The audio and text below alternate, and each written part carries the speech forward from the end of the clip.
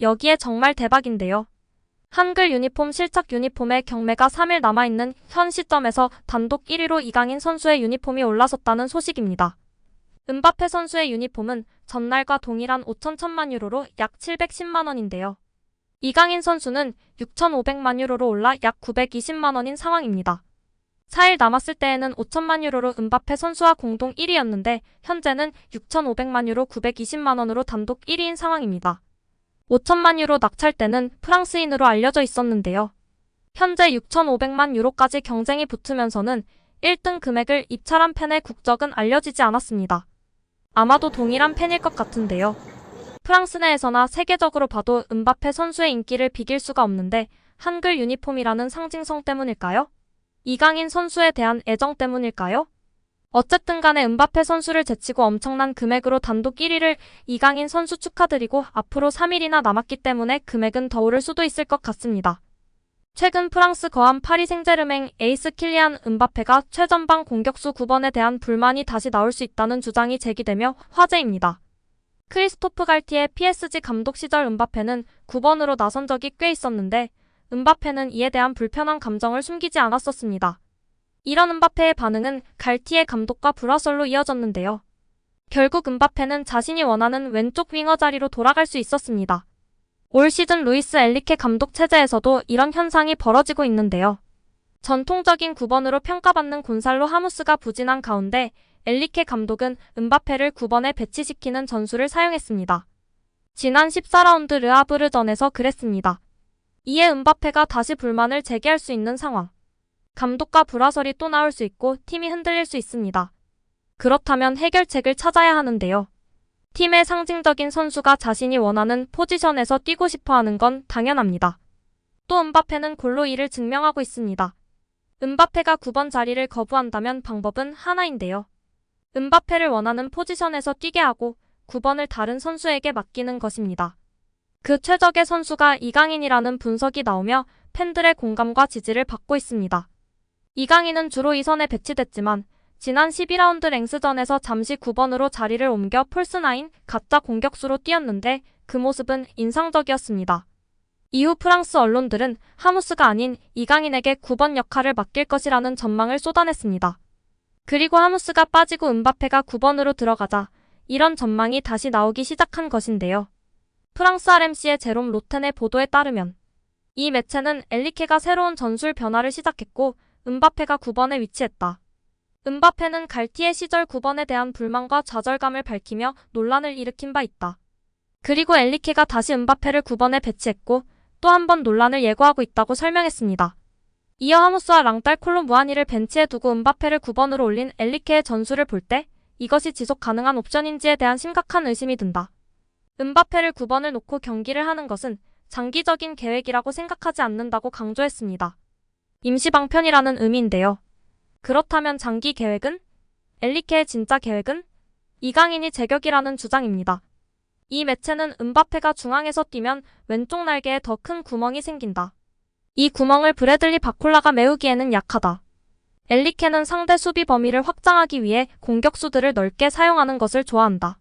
궁극적으로 엔리케는 랭스전에서 이강인이 했던 것처럼 그런 9번과 경기를 하고 싶어 할 것이라고 분석하며 팬들의 공감과 지지를 받고 있습니다.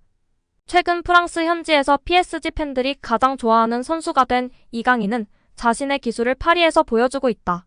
라는 보도가 화제가 되고 있는데요. 이강인의 어떤 점이 강점인지 등을 면밀히 분석하였습니다.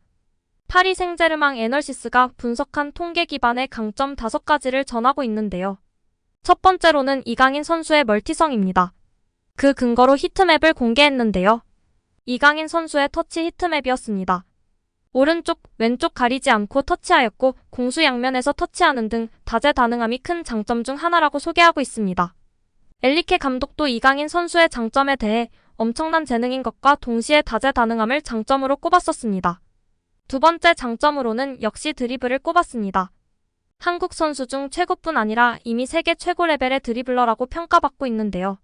지난 시즌 유럽 5대 리그 통틀어 드리블 성공률 1위의 선수라는 것이 증명하고 있습니다.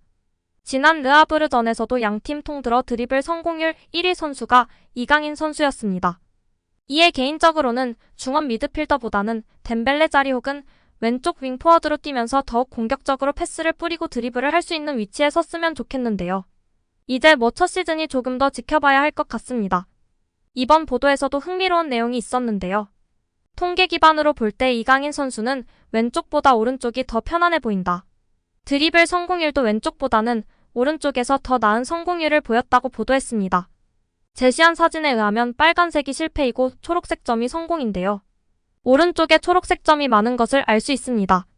세 번째 장점은 패스였습니다. 역시 이강인 선수의 장점 중 하나로 패스를 빼놓을 수가 없는데요. 다재다능한 뿐 아니라 높은 축구 지능과 센스로 정확한 패스, 상황에 맞는 패스, 창조적인 패스 등이 이강인 선수의 가장 큰 장점 중 하나가 아닌가 싶습니다. 매체에서는 이강인은 자신의 기술을 상대방을 따돌리고 페널티 박스 안으로 패스를 넣기 위해 노력한다. 이러한 방식으로 게임에 관여하고 있다. 라고 평했습니다. 이어 매체는 이강인은 상대 페널티 박스에 90분당 3개의 패스를 뿌렸으며 파이널 서드엔 4.35개의 패스를 뿌리며 경기에 관여하였다. 특히 짧은 패스로 동료들과의 연계를 만드는 것은 큰 장점이라고 평가했습니다. 네 번째 장점으로는 강력한 슈팅을 꼽았습니다. 이강인은 AC밀란전에서 벤치로 출발했으나 PSG에서의 멋진 첫 골을 기록했다. 그리고 홈에서 몽펠리에를 상대로 리그 첫 골까지 신고하였다. 왼발이 주발인 이강인은 최대한 안쪽으로 파고들어 공간을 여는 것을 좋아한다. 이후 마무리하는 강력한 슈팅이 주된 무기가 될 수 있다고 평가했습니다. 마지막 다섯 번째로는 리커버리라고 평가했는데요. 이강인은 높은 압박과 그에 따르는 리커버리가 좋다고 평가받았습니다. 특히 상대방 진영에서 공을 빼앗은 후 위협적인 찬스를 만들 수 있다고 평했습니다. 이번 시즌 전방 압박 이후 리커버리 6회를 기록했으며 지난 시즌 이후부터 전방 압박 능력과 리커버리 횟수가 2배로 훌쩍 성장한 모습입니다. 지난 시즌 마요르카 시절부터 눈에 띄게 좋아지면서 스페인 축구 전문가나 축튜버들도 이때부터 이강인의 장점으로 수비 가담 능력을 꼽을 정도였습니다. 이렇게 매체는 다재다능함으로 인한 멀티 능력, 드리블, 슈팅, 패스, 여기에 리커버리 능력까지를 가장 장점으로 꼽았습니다. 프랑스 현지에서 통계 기반으로 5가지 장점을 꼽았고 보도했다는 것이 고무적인데요. 앞으로도 PSG의 핵심 자원이 될 수밖에 없을 것 같습니다. 매체가 다루지 않은 장점으로는 어떤 게 있을까요? 음바페의 움직임을 읽고 적재적소에 패스를 넣어줄 수 있는 유일한 선수인 이강인 선수라고 생각하는데요. 그만큼 축구 센스와 천재성, 축구 지능을 꼽고 싶습니다. 또한 많이들 이야기하시는 탈압박, 볼간수를 빼놓을 수 없을 것 같은데요. 우리 구독자 여러분들의 생각은 어떠신가요? 또한 가장 큰 장점은 무엇일까요? 오늘 영상은 여기까지입니다. 시청해주셔서 감사드립니다. 구독과 좋아요 잊지 않으셨죠? 구독과 좋아요는 크리에이터에게 큰 힘이 됩니다. 오늘도 건강하시고 좋은 하루 보내세요. 다음에도 더 좋은 영상으로 찾아뵙겠습니다. 감사합니다.